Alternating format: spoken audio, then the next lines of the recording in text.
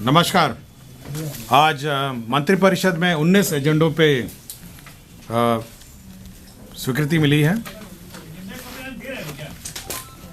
सबसे पहला जो एजेंडा है उसमें राज्य सरकार ने एक नया विभाग गठन का प्रस्ताव लिया है। इस डिपार्टमेंट का नाम खेल विभाग होगा और ये डिपार्टमेंट ऑफ स्पोर्ट्स के नाम से जाना जाएगा। यह खेल विभाग अलग नया एक विभाग है। इसमें खेल कूद के विकास से संबंधित कार्य किए जाएंगे। खेल कूद और जो हमारे खिलाड़ी हैं उनके कल्याण से संबंधित कार्य किए जाएंगे। राज्य में जितना भी खेल इंफ्रास्ट्रक्चर है वह इसके अधीनस्थ होगा। बिहार राज्य खेल प्राधिकरण जो है वह भी इसके अंतर्गत होगा। खेल यूनिवर्सिटी इसके अंतर्गत होगा और जितनी भी संस्थाएं हमारे राज्य में हैं खेल से संबंधित वह सब अब इस खेल विभाग के अंतर्गत आएगा। इसका मुख्य उद्देश्य यह है कि राज्य सरकार खेल को बढ़ावा देगी और साथ ही साथ राष्ट्रीय स्तर और विश्व स्तरीय पर अपने उत्कृष्ट खिलाड़ी तैयार करने में इस विभाग से के माध्यम से हो सकेगा। तो ये नया विभाग खेल विभाग कहा जाएगा और डिपार्टमेंट ऑफ स्पोर्ट्स कहा जाएगा। इसके ये अलग अलग डिपार्टमेंट होगा और ये पूर्व में पहले ये कला संस्कृति एवं युवा विभाग का एक अंश था। तो ये एक महत्वपूर्ण निर्णय है जहाँ पर एक नया विभाग गठन करने का राज्य सरकार ने निर्णय लिया। दूसरा निर्णय पंचायती राज विभाग से संबंधित है, जिसमें पंचायत स्तर पर जो प्रतिनिधि हैं उनके मानदेय में बढ़ोतरी का राज्य सरकार ने निर्णय लिया है।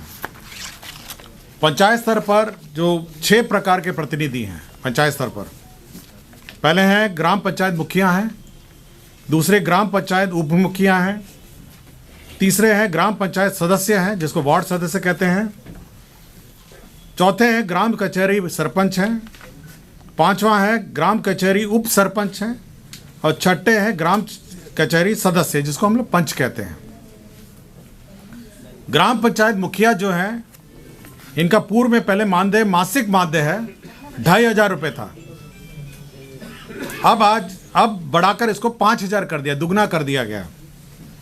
ग्राम पंचायत उप मुखिया का मानदेय 1200 था, इसको बढ़ा के 2500 कर दिया गया। ग्राम पंचायत सदस्य इसका 500 था, इसको बढ़ा के 800 कर दिया गया है। ग्राम कचहरी सरपंच जो हैं ये 2500 थे, इनको बढ़ा के 5000 कर दिया गया है। और ग्राम कचहरी उप सरपंच हैं जिसको 1200 से बढ़ा के 2500 कर दिया गया है। और ग्राम कचहरी सदस्य हैं पंच हैं जिसको 500 से बढ़ा के 800 कर दिया गया। तो यह बढ़ोतरी 6 पदों पे की गई है। इधर भी दीजिए ना, तीनों आदमी उधर हैं आप लोग।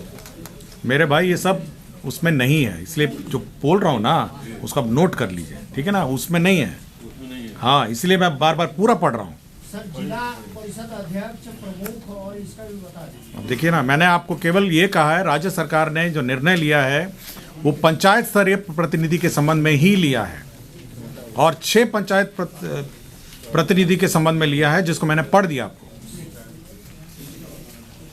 इसमें और किसी को कुछ पूछना हो?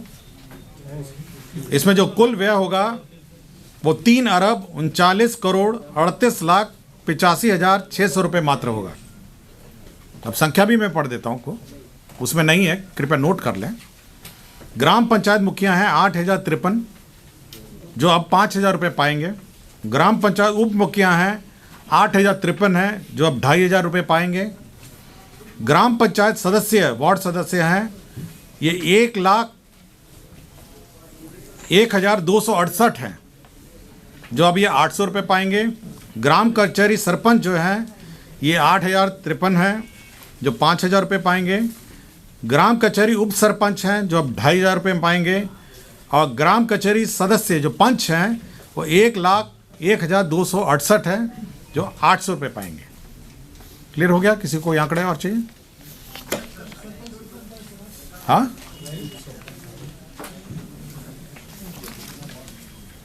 समाज कल्याण निदेशालय, ये जो समाज कल्याण विभाग है इसमें जो आंगनवाड़ी सेविका और सहायिका है इनके मानदेय में बढ़ोतरी राज्य सरकार ने की है। आपको जानकारी होगा कि जो मानदेय है सेविका और सहायिका आंगनवाड़ी केंद्रों पे, उसमें 60% भारत सरकार देती है और 40% राज्य सरकार देती है। यही प्रावधान है। समय समय पर राज्य सरकार ने अपना जो अंश है, जो 40% है, उसमें बढ़ोतरी की और भारत सरकार का अंश जो है वो यथावत रहा। अब राज्य सरकार ने इसको और बढ़ा दिया, अपना जो अंश है। और अब जो स्थिति है, मैं पढ़ देता हूं जो आपको जानकारी में। अब जो सेविका है, सेविका, उसका अब 7,000 रुपये हो जाएगा। 7,000 रुपये। पूर्व में इसको 5,950 मिलता था, अब ये हो जाएगा 7,000। और जो सहायिका है, इसको 2,975 रुपये मिलते थे, अब ये बढ़ के हो जाएगा 4,000। राज्य सरकार जो अंतर राशि है, जो भारत सरकार जो 60-40 में देती है, वो अंतर राशि अब राज्य सरकार देगी। अब अगर पूरा रेशो देखा जाए, जो 7,000 रुपये सेविका को मिलेगा और सहायिका को 4,000 मिलेगा, तो अब भारत सरकार का अंश जो हो जाता है वो 38.57 हो जाता है। 38.57% हो जाएगा भारत सरकार का अंश। और राज्य सरकार का जो अंश होता है इस पूरे व्यय में, वो 61.43, 61.43। मैं पुनः पढ़ देता हूं।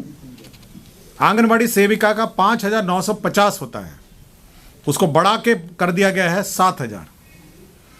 और आंगनवाड़ी सहायिका का है 2,975, जो बढ़ा के कर दिया है 4,000 रुपये।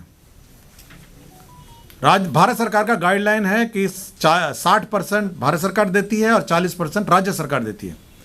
क्योंकि भारत सरकार ने अपना जो अंश है वो यथावत रखा है, इसलिए राज्य सरकार ने अपना अंश बढ़ा दिया है, जिस कारण से अब भारत सरकार का अंश हो जाता है 38.57 और राज्य सरकार का हो जाता है 41.43। गवर्नमेंट ऑफ इंडिया शेयर हो जाता है 38.57 और राज्य सरकार का हो जाता है 61.43। क्लियर है सबको? किसी को कुछ पूछना है? टोटल एक्सपेंस कितना हो जाएगा? हाँ, आपको संख्या मैं बता देता हूं कितने लोग हैं।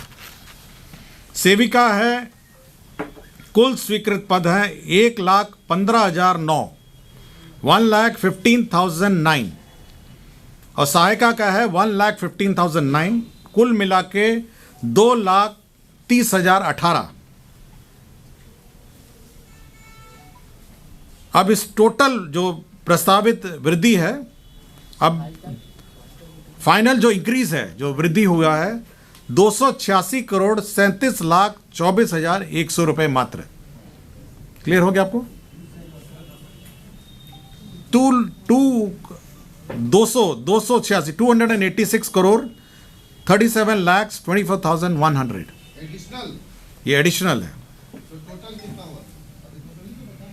एडिशनल बोलो। ये एडिशनल है। प्रस्तावित वृद्धि के उपरांत राज्य भत्ता है तो राज्य स्कीम मद, ये राज्य स्कीम मद पर अतिरिक्त व्यय होगा। ये एडिशनल है 286.37 करोड़। ठीक है, मैं पूरा चार्ट आपको दे देता हूं, अब टोटल जोड़ घटाव कर लीजिएगा। ठीक है, राज्य सरकार ने आईटी पॉलिसी की घोषणा की है, इंफॉर्मेशन टेक्नोलॉजी पॉलिसी। राज्य में इंफॉर्मेशन टेक्नोलॉजी के यूनिट्स लगे, इंफॉर्मेशन टेक्नोलॉजी के उद्योग लगे, इसलिए राज्य सरकार ने आईटी पॉलिसी की घोषणा की है। इसके अंतर्गत जो प्रावधान किए गए हैं उसमें 30% कैपिटल सब्सिडी है। 30% capital subsidy to a maximum of 30 crore.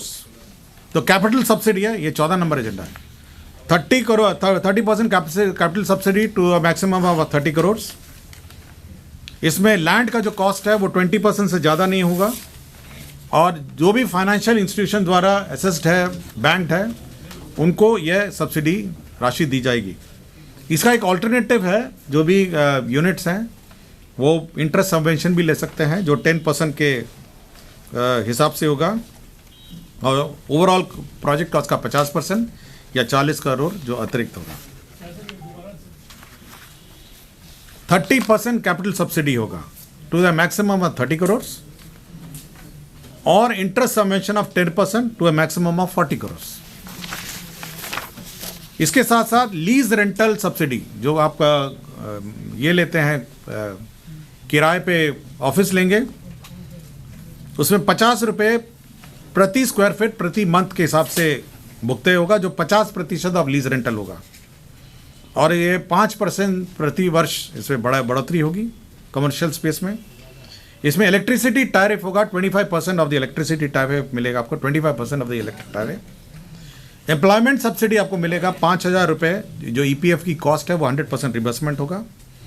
और 100 से ज़्यादा करोड़ का अगर इन्वेस्टमेंट होगा तो राज्य सरकार अलग से निर्णय लेगी। तो ये IT पॉलिसी है, मैं इसका पूरा डिटेल आपको दे दूंगा। ये IT पॉलिसी राज्य सरकार ने स्वीकृत किया है। तो ये महत्वपूर्ण 4 एजेंडा थे जिसको मैंने आपको बताया। गया जिला अंतर्गत डोभी अंचल में आपको याद होगा जो फ्रेट कॉरिडोर है, वहाँ पे जो अमृतसर कोलकाता फ्रेट कॉरिडोर है, राज्य सरकार ने वहाँ पे लैंड एक्वायर किया था। तो 636 एकड़ लैंड जो है, 636 एकड़ जो लैंड है वो इंटीग्रेटेड मैन्युफैक्चरिंग क्लस्टर के रूप में वहाँ पे अलॉट किया जाएगा बियाड़ा को। और इसके लिए एक SPV बनाई गई है, स्पेशल पर्पस व्हीकल, तो वो जो अलॉट करेगा बियाड़ा के माध्यम से। ये 636 एकड़ भूमि है जो गया जिला अंतर्गत डोभी अंचल में अवस्थित है। तो एक इंटीग्रेटेड मैन्युफैक्चरिंग क्लस्टर जो है अमृतसर कोलकाता फ्रेट कॉरिडोर में, यह अब डोभी अंचल गया जिला में यह होगा। इसकी स्वीकृति राज्य सरकार ने दी है। इसकी कुल राशि जो है ये 95 करोड़ 71 लाख 9,800 रुपये है। तो ये कॉस्ट ऑफ लैंड भी है जो राज्य सरकार ने बियाड़ा को स्थानांतरित किया। विज्ञान एवं प्रौद्योगिकी विभाग ने अपने 46 राजकीय पॉलिटेक्निक और 38 इंजीनियरिंग कॉलेज और 46 राजकीय पॉलिटेक्निक में आपका इंटरनेट सुविधा लगाएगी। इसमें 500 मेगाबिट्स पर सेकेंड और 300 मेगाबिट्स पर सेकेंड है, जिसमें अनुमानित लागत होगी 47.15 करोड़। तो ये इंटरनेट की सुविधा सभी इंजीनियरिंग कॉलेजेस और पॉलिटेक्निक में ये होगी। तो राज्य सरकार ने 47.15 करोड़ की योजना की स्वीकृति की है। स्वास्थ्य विभाग के अंतर्गत आयुष, आयुर्वेदिक, होम्योपैथिक, यूनानी परिक्षेत्र में संवर्धन एवं विकास के लिए राज्य के 12 जिले यथा बक्सर, कैमूर, जहानाबाद, जमुई, शेखपुरा, लखीसराय, सुपौल, किशनगंज, अररिया, बांका, शिवहर और अरल वे जिला संयुक्त औषधालय की स्थापना की है। इसमें 108 पदों का सृजन किया है। तो इंटीग्रेटेड औषधालय का निर्माण होगा इन 12 जिलों में और इसमें 108 पदों का सृजन हुआ है। सिर और मुंह, हेड एंड नेक का कैंसर अस्पताल के रूप में संचालित है और ये दरभंगा में गंगवारा एक जगह है, गंगवारा दरभंगा में ये 100 बेडेड हॉस्पिटल है। इस हॉस्पिटल को अब होमी बाबा कैंसर अस्पताल अनुसंधान केंद्र मुजफ्फरपुर को सुपुर्द किया जाएगा। आपको जानकारी होगा जो कैंसर हॉस्पिटल है मुजफ्फरपुर में वो संचालित है, बहुत अच्छी तरह संचालित है और काफ़ी वृहद पैमाने में मुजफ्फरपुर में संचालित है। अब उसी को ये हेड एंड नेक गर्दन कैंसर अस्पताल जो दरभंगा में है, गंगवारा में है, अब उसको हैंडओवर किया जाएगा, वही संचालित इसका करेगा। मधुबनी जिला अंतर्गत फुलपरास प्रखंड अंतर्गत मदनपट्टी ग्राम के समीप सुग्रवे नदी पर गेटेड वियर एवं संलग्न संरचना के निर्माण कार्य के लिए 49 करोड़ 1,50,385 रुपये की स्वीकृति दी गई है।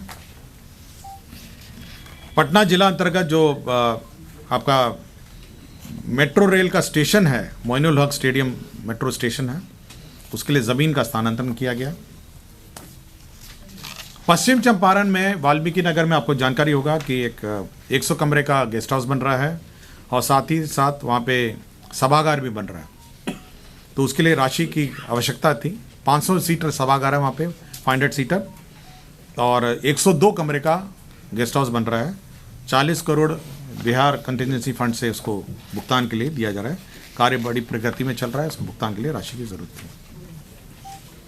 मिथिलेश कुमार साहू हैं निर्वाचन विभाग में रिटायर्ड बप्रस के पदाधिकारी। निर्वाचन के मद्देनज़र इनको 2025 निर्वाचन तक इनको 2 वर्षों के लिए इनके संविदा पर नियोजन के लिए स्वीकृति दी गई।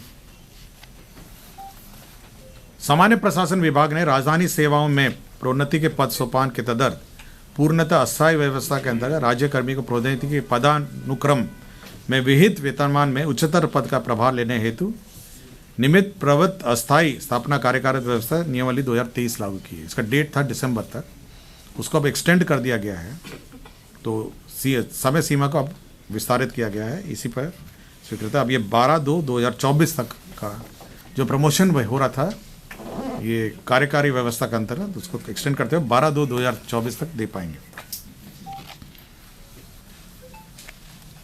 सामान्य प्रशासन विभाग में संकल्प संख्या 7433 में जो कालावधि है, कालावधि में संशोधन किया गया है और न्यूनतम कालावधि में संशोधन किया गया है, इसकी स्वीकृति दी गई है।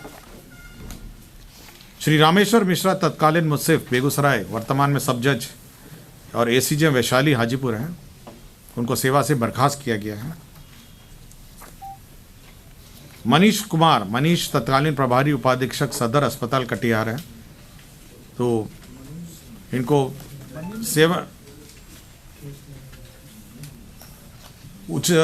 माननीय उच्च न्यायालय के आदेश के आलोक में इनको वापस लेते हुए सामान्य सेवा मानते हुए सेवांत लाभ आदि भुगतान करने का निर्णय लिया है। बिहार अल्पसंख्यक आयोग में सदस्य सचिव का पद उप सचिव का से अन्य पदाधिकारी का पद सृजन किया गया है।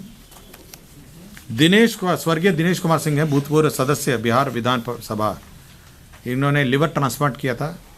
71,78,452 रुपये इनको भुगतान किया गया। यह भी माननीय सर्वोच्च न्यायालय के आदेश से हुआ है।